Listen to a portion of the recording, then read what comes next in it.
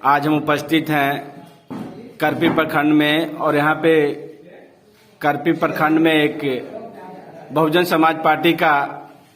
समीक्षात्मक बैठक चल रही थी, जिसमें प्रदेश से चलकर प्रदेश महासचिव व्यास मुनि दास जी इस समीक्षात्मक बैठक में उपस्थित हुए और सभी पदाधिकारियों से उन्होंने ये बैठक का विस्तार रूप से बताने का काम किए और क्या विस्तार जानकारी दिए और आगे की क्या पार्टी की रवैया है, मैं उनसे जानना चाहूंगा। सर, अपना परिचय देंगे। मैं व्यास मुनिदास, प्रदेश महासचिव बहुजन समाज पार्टी बिहार प्रदेश और सेक्टर नंबर 2 का मैं इंचार्ज हूं। जी, आप बताएंगे ये जो आप बैठक था इसका मुख्य आगे का क्या उद्देश्य है? आखिरकार बहुजन समाज पार्टी आने वाले 2024 में क्या करना चाह रही है? इस बैठक के माध्यम से मैं इस देश के दलित, आदिवासी, पिछड़ों, धार्मिक अल्पसंख्यकों और न्याय पसंद लोगों को हम लोगों ने एक आह्वान किया है कि आप लोगों ने कांग्रेस पार्टी की 40 वर्षों तक देश में सरकार बनाई, इधर 6 वर्षों तक दिवंगत अटल बिहारी वाजपेयी जी इस देश का प्रधानमंत्री रहे, इधर नरेंद्र मोदी जी के नेतृत्व में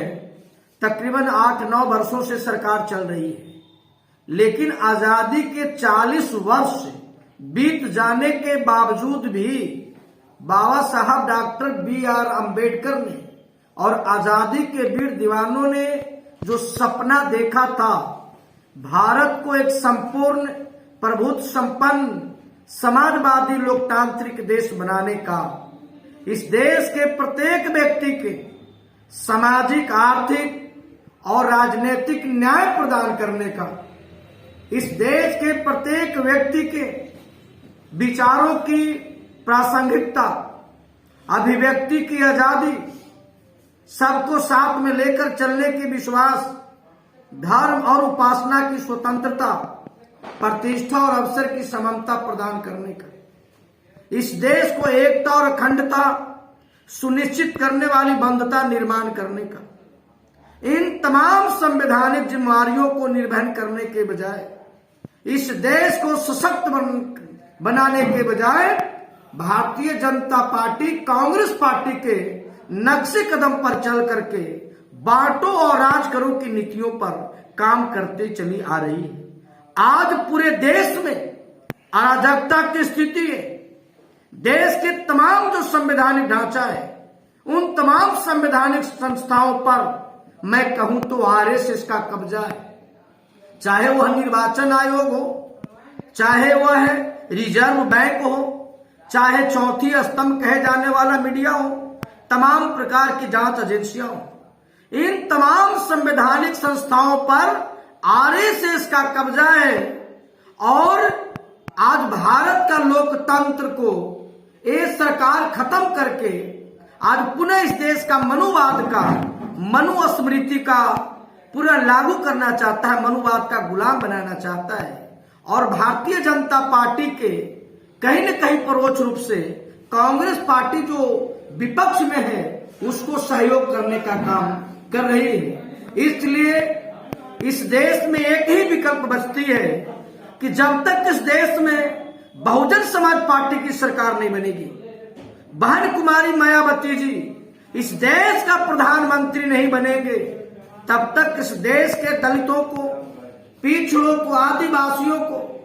इस देश के धार्मिक अल्पसंख्यकों को न्याय मिलने वाला नहीं है, सत्ता में भागीदारी मिलने वाला नहीं है, राजपाट में हिस्सा मिलने वाला नहीं है। इसलिए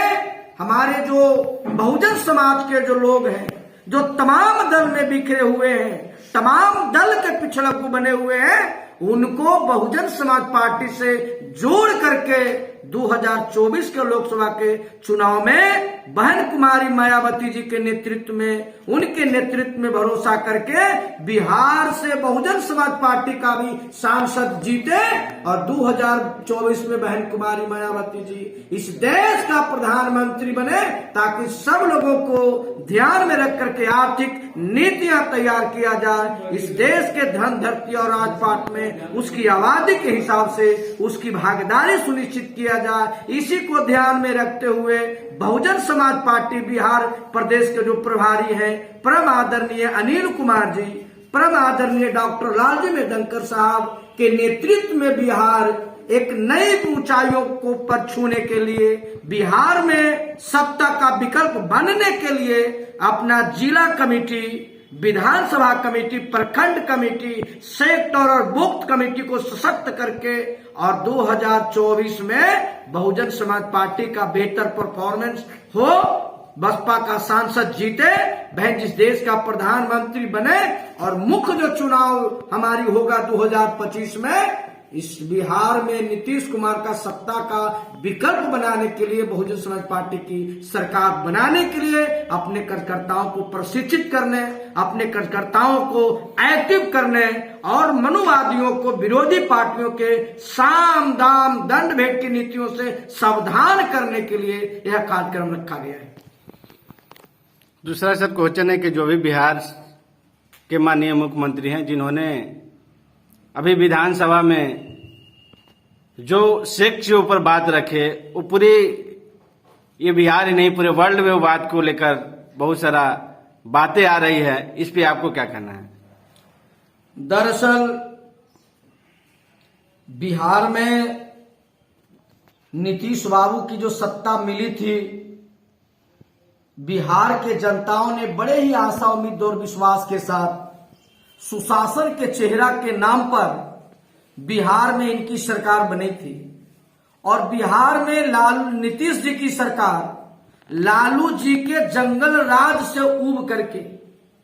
नीतीश बाबू को सत्ता सौंपने का काम किया था। लेकिन नीतीश जी उस मजबूती में, उस स्थिति में नहीं है कि वह अपने बलबूते सरकार बनाए। जिस आशा, उम्मीद और विश्वास के साथ लोगों ने उन पे भरोसा किया,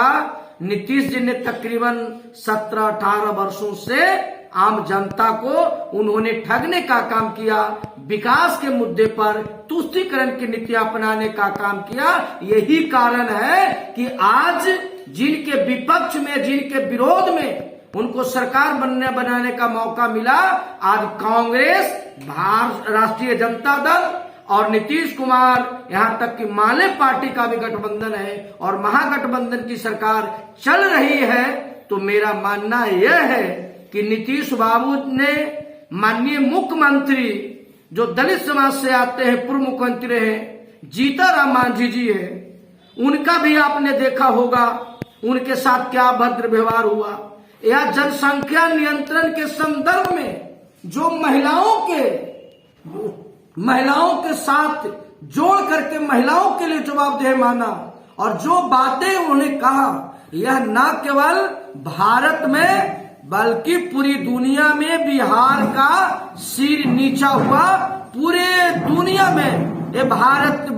के पटल, क्या कहे, दुनिया के पटल पर यह नीतीश कुमार जी की यह जो नेतृत्व वाली सरकार है, बिहार की छवि इन्होंने धूमिल करने का काम किया। इसलिए पूरी जवाबदेही इसके लिए नीतीश कुमार है और महागठबंधन के जो लोग, जिनके इशारे पे इन्होंने बातें कही और जो लोग इनके समर्थन किया है, यदि सही तौर पे इस बिहार की महिलाएं, बिहार की बेटियां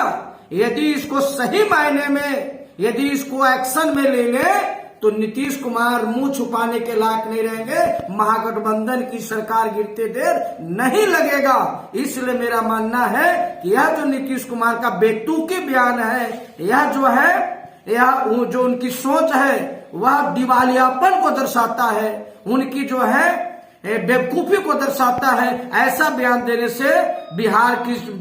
जो गरिमा है उस पर ठेस पहुंची है और महिलाओं को साथ उन्होंने गलत कहा है, इससे महिलाओं की भावनाओं पर ठेस पहुंची है, ये मेरा मानना है। उनके पार्टी के लोग कह रहे हैं कि इनको जवान फिसल गया। अब ये बात बोल रहे हैं कि उनकी जीवान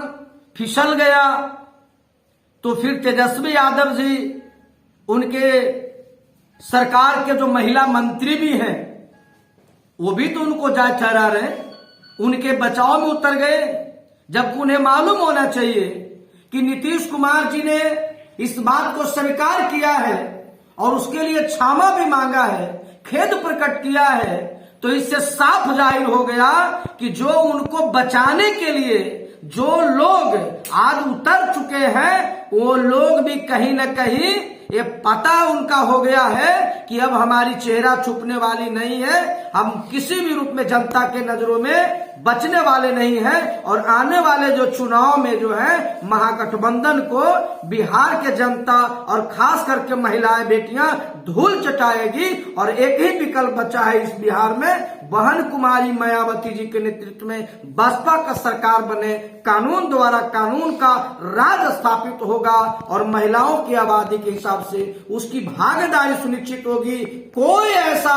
गलत उनके साथ नजाकत करने वाला कोई व्यक्ति वो हिमाकत न करेगा। इसलिए बसपा ही एक विकल्प है, बहुजन समाज पार्टी एक रास्ता है, इसका सिवा कोई विकल्प नहीं है। जो लोग बचाव कर रहे हैं, जुबान फिसलने की बात कर रहे हैं, तो ये तो बहुत तजुर्बाकार रहे हैं, ये 20 साल जो है मंत्री रहे हैं, 17 साल भाजपा के साथ भी रहे हैं, तो निश्चित तौर पे इनके जो